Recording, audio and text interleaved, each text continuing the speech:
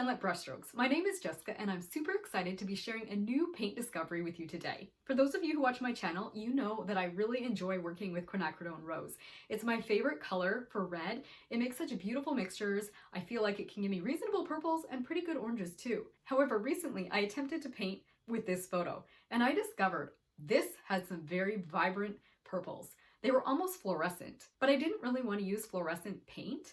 So it kind of sent me on a little journey just to see what I could find that might help me get colors that were more vibrant. And this is where Quinacridone Magenta comes in. Some of you are probably already familiar with this color, but when I added it to my palette, I was so amazed at the difference it made in my purples. So today I want to do a side-by-side comparison of Quinacridone Rose and Quinacridone Magenta, see what kind of purple mixtures we can get as well as oranges. I'll share with you my plans for my pigments going forwards and what I'd recommend for all of you. Let's go ahead and get started. So I got my color chart here that I've made for myself. I'm going to go ahead and test all the Quinacridone Rose on this side with different mixtures. So I have my primaries here. As you know, I like working with ultramarine blue as a primary blue as well as cyanide blue. I kind of tend to use both. I'm getting very close now to having a split primary palette. And then I will also test with my Hansa Yellow Deep. So I'm going to do a mixture just so you can kind of see the differences between the Quinacridone Rose as well as the Quinacridone Magenta. So I'll move these out of the way and bring over my palette. So let's start with the Rose. And what I'm actually going to do is just wet a little section here for the Rose. So this is just the water. And then grab a little bit of my Quinacridone Rose. And I did try and put some fresh pigment or paint in my palette there so that I don't have dirty mixtures, because you know what my palettes are like if you've watched this channel for any length of time. Okay, so you can see a beautiful gradation happening here. We've got our nice intense rose and then it's fading out into the water. I'm going to just rinse my brush off really quickly and let you see kind of just some nice soft pinks that we can also get with our Quinacridone Rose. I really do like this color. I still think it's a beautiful primary rose color, perfect for mixing. Then I'm going to use ultramarine blue and we're going to test ultramarine blue plus Quinacridone Rose and see what kind of mixtures we can get. So over here I have this is my ultramarine blue in this palette. Now I'm running out of space for mixing, so what I think I'll do, I actually think this here is just a mixture of the two, but let's play it safe and do a new mixture just because when we're doing color mixing, I do try and keep myself a little bit more clean and organized here. So I'm going to start by grabbing a bit of that ultramarine blue. Usually I start with the rose color first, but just grab some of the ultramarine blue and just get some of this rose. And let's start with maybe a more pinky rosy mixture, and then we'll gradually add more and more of our blue. You know what, I'm messing up my pinks over there. I don't think I've gone too bad. I'll have to be really careful when I dip into it later. All right, let's just try this one first. And I am working on cheaper paper, which is why you're seeing kind of the funny blooms and whatnot happening here. All right, so this one is a little bit more on the rose side. I'm going to mix a little more of the blue in it so we get a little bit more purple, and I'm going to work my way across here just so we can see the variation we're getting. I'm not adding more water. You're just seeing kind of a basic mixture. You're not seeing the watered down version of everything. All right, ultramarine blue, let's grab a little bit more. And you can see that's a pretty beautiful purple. I think you can see the range that I'm getting there. I don't think I need to go any more blue than that, but I'm going to take a tiny little bit more. Oof, tiny little bit. I feel like I'm not picking up quite enough each time here. Yeah, that's not any more blue. That would actually fit better right in here. Let's do one that's more blue. There we go. So you can kind of see the range of purples that we can get using Quinacridone Rose and ultramarine blue. Now I'm going to do the same thing with the phthalo blue and then finally the Hansa Yellow Deep. So I'm just going to wash my brush well. I'm going to start out with the rose instead of the blue this time. I'll just put the rose in here with a little more water. And then we're going to do the exact same thing, only this time we're going to be using the phthalo blue instead of the ultramarine blue and see if that makes any difference. Like I say, I feel like it makes a slightly different purple, but we can judge this together. Okay, I'm very concentrated here. Let's put a little bit of it on my paper. You can see it's a really pretty color still. I'll just grab a little more. Ooh, that was not a little, that was a lot. I'm just gonna wash my brush. Try this again. I just want to get a little bit more purple than what I had before.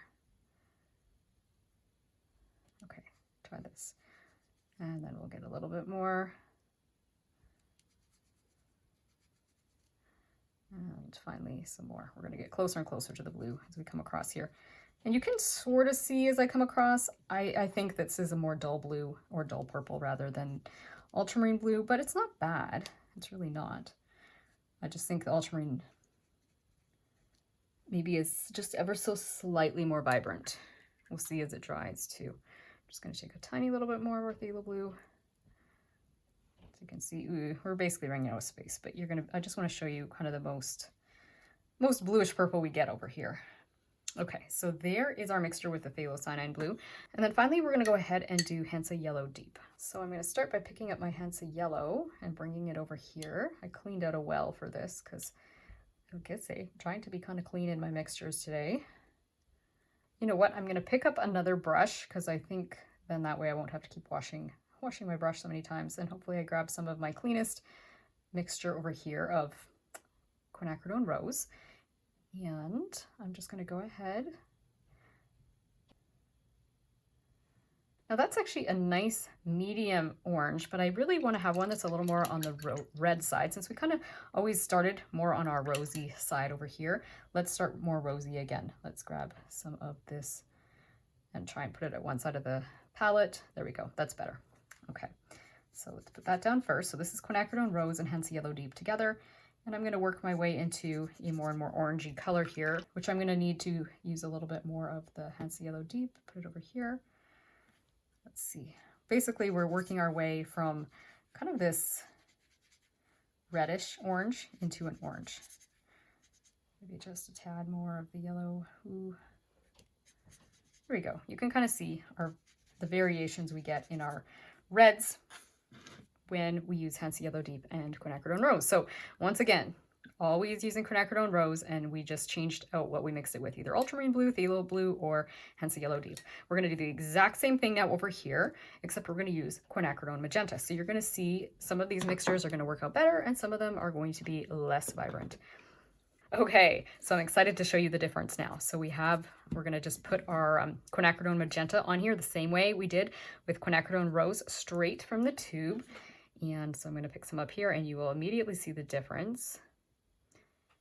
Let's go dark over here. Oh, I want more than that. It's drying out a little bit at the top. Okay, there we go. Now you can see, wow, isn't that gorgeous? You can clearly see we're going to have a difference happening here in the mixtures that we will be getting. So there we have our Quinacridone Magenta. And it does strike me kind of funny because it's pigment red 122 versus pigment violet 19. To me, I would think if it's going to have violet in it, it's going to look more like this. It's almost reverse of what I would have expected in terms of what the pigments are, but obviously somehow, however they treat the pigments, this one is most definitely more violet in the way that it looks. So let's go ahead and do the exact same thing, mixing these colors. So I might need more room in my palette here. Okay, went ahead and cleaned my palette out a little bit so I have a little spot to mix, and I'm going to do the exact same thing. So I'm going to be starting with a heavier dose of the magenta and then more and more ultramarine. So that will be our first one. So let's just take some of our magenta right here. This is a very concentrated paint. This one is actually by Core. I will show you my actual paint brands here in a minute. Okay, and then ultramarine blue. And I don't want too much to start with. I'm going to just kind of leave it more to the side here so that I can get mostly, yeah, there we go. Okay, we want to mostly have that Quinacridone Magenta to start with. So let's start over here. And then as I work my way across here, I'll be adding more and more of my ultramarine blue. And I don't think you even need me to say anything to you about comparing if I move my hand out of the way, of course. You can actually see what I'm doing. It doesn't help if I cover it, right? You can see, whoa, okay. Huge difference here, much more vibrant. Let's try it again with the phthalocyanine blue. So this palette here, I've got an empty spot. I'm going to go ahead once again and take just the Quinacridone or Magenta, yeah, Quinacridone Magenta, and stumbling over my pigment names now. Okay, and phthalo blue is over here. So we'll just take a little bit of it. It's very strong, and it actually isn't bad. It makes a pretty good mixture. You'll see here in a minute. Here, I'll put my palette down because I'm covering everything, aren't I? Sorry. Okay. I feel like I've got way too much of my phthalo blue there. I just need to rub it off. Do you say phthalo blue or phthalo blue? I think I'm more inclined to say phthalo, but I don't know. Okay, there we go. You can see very vibrant and beautiful still. Throw some more purple into the, or some more of the phthalo blue into the mixture and work our way across. You can see it's maybe slightly more dull, right? Not much. It's still gorgeous. Just a little bit more. I'm just grabbing some of the straight phthalo blue there. Yeah, it almost works almost as good, would you say, as ultramarine? Maybe this one's just a very hint more vibrant, but you can clearly see, whoa, was I missing out on some things here? All right, the final color we're going to do is our Hansa yellow. So we will move these out of the way, and I'm going to just clean up a little spot on my palette again here. And what do you suspect is going to happen with this one? Do you think it's going to be as vibrant? Let's go ahead and put some of our yellow once again over here. Then we need the Quinacridone Magenta. And you know what? I've got a messy brush, so change it out, change it out. Let's use this cleaner brush to scoop out with. And I'm just going to put some at the side. I have a feeling of it more than I want already on my brush. But let's try this. Okay, put a little bit to start with. So here we have the Quinacridone Magenta with a little Hansa yellow deep. I'm actually very concentrated. I could probably put a touch of water with this a little bit here. Okay, let's start out. Yes, I'm so dry here. It's not even funny. Okay, let's add a little more the yellow, and you are already able to tell what's starting to happen here. Again, let you look at them both so you can compare as I'm laying these down. Need a little bit more yellow, I think, so we get into our orangey side sooner. So we're or I should say more to the yellow-orange side. Oh, let's grab this brush. It's already got the yellow on it. We can kind of get our nice yellowy oranges over here. And if you look closely, you can tell that was not as vibrant, is it? This is definitely more vibrant, even though this is still wet. We're going to let that dry, and you're going to see that even more clearly. Just a tiny bit more magenta over here in water, just to kind of pull that orange in there a little bit more. There we go.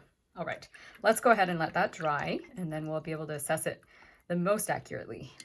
Now, when I did this, I was working with fairly strong pigments, right? I didn't add as much water, and I realized some of these are kind of dark. You don't actually see the full range of color because we don't have the water or as much water added. So what I decided to do is I'm just gonna throw in a few more samples doing the exact same thing. So I'm gonna use ultramarine blue with this Quinacridone Rose, phthalocyanine blue with the Quinacridone Rose, exact same thing with the magenta over here. But this time I'm gonna create a little bit of like a gradation where I have more concentrated paint at the top and then more water coming down.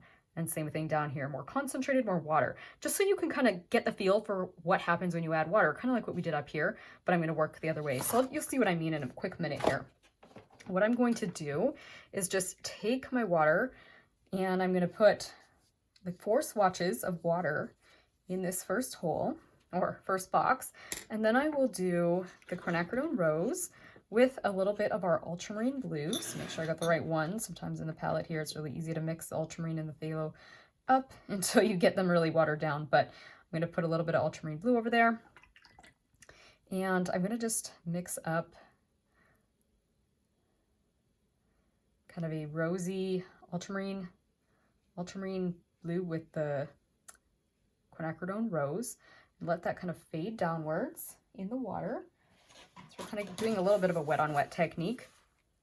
So you can see the variations that we do get still within these colors, because you're most definitely not stuck with those flat, intense colors there.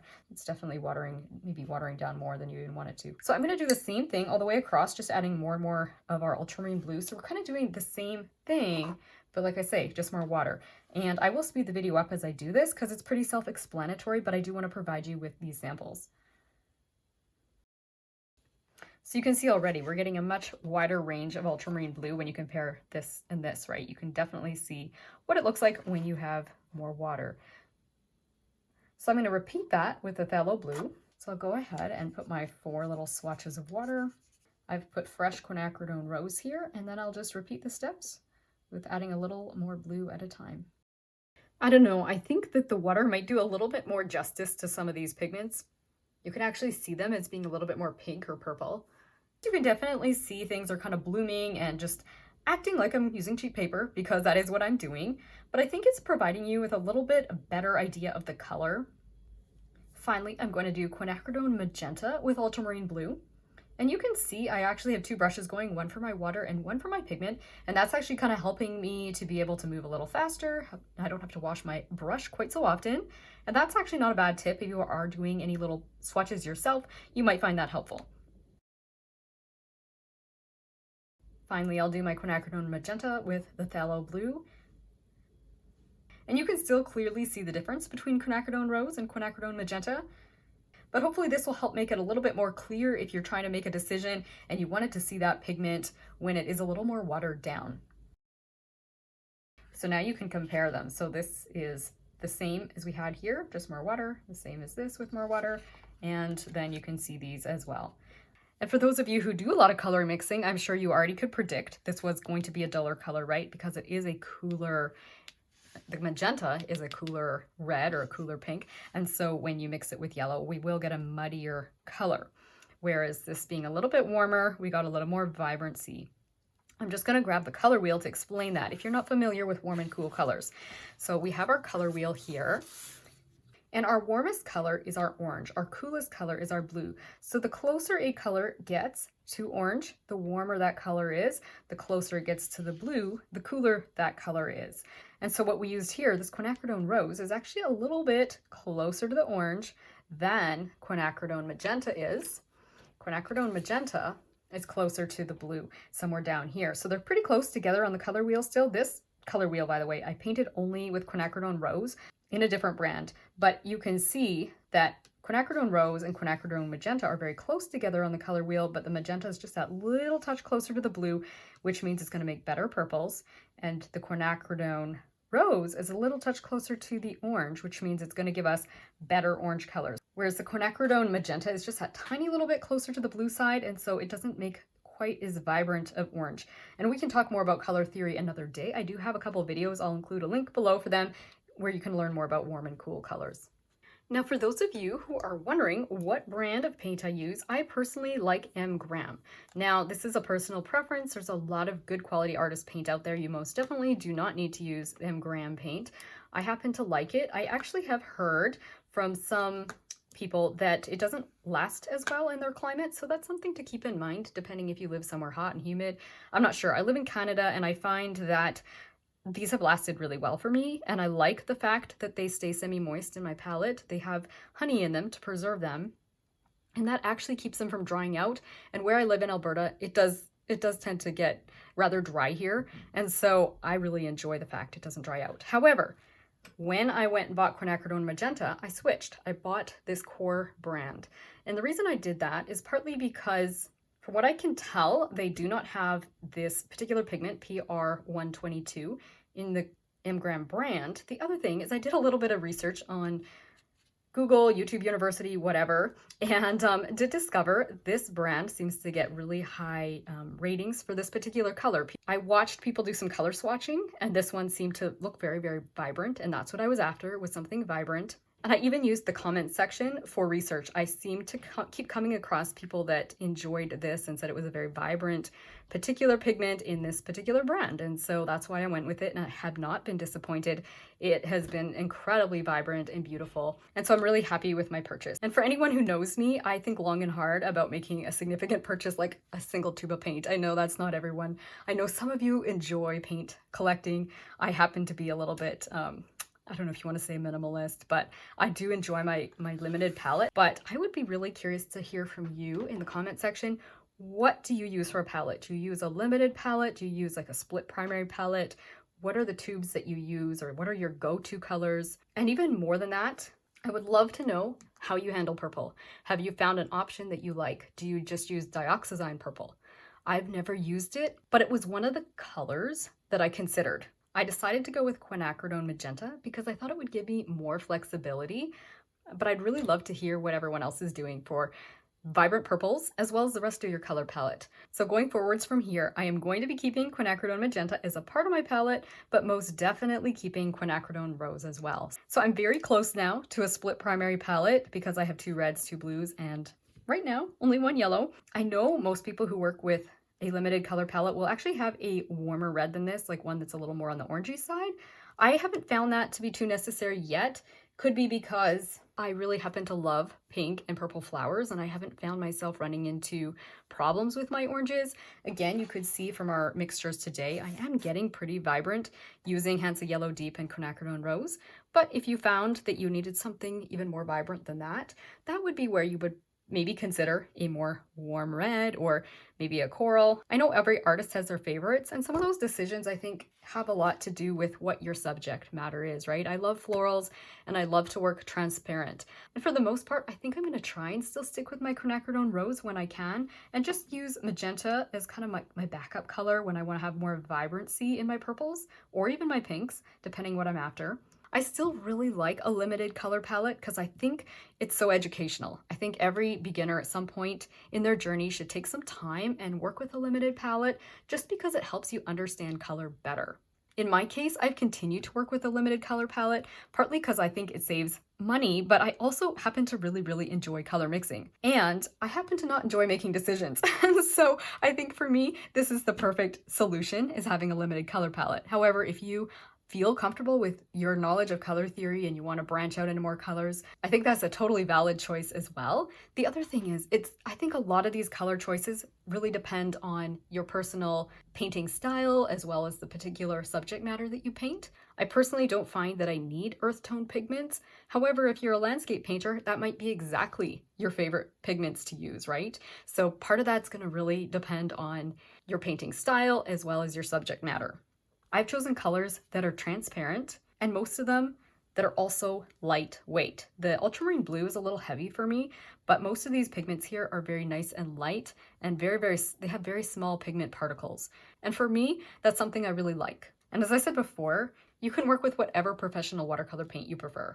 And as far as my recommendations to you, I would suggest take a look at what you already have in your palette. If you're like me and you're only working with a single tube of red, probably adding in a second one would be a great choice. If you happen to have a lot of variety in your pinks and purples, maybe you have dioxazine purple or maybe even some other kinds of pinks that are closer to the magenta here, you probably don't need to buy this one. I would suggest you do an exercise like this and just see how vibrant your purples already are.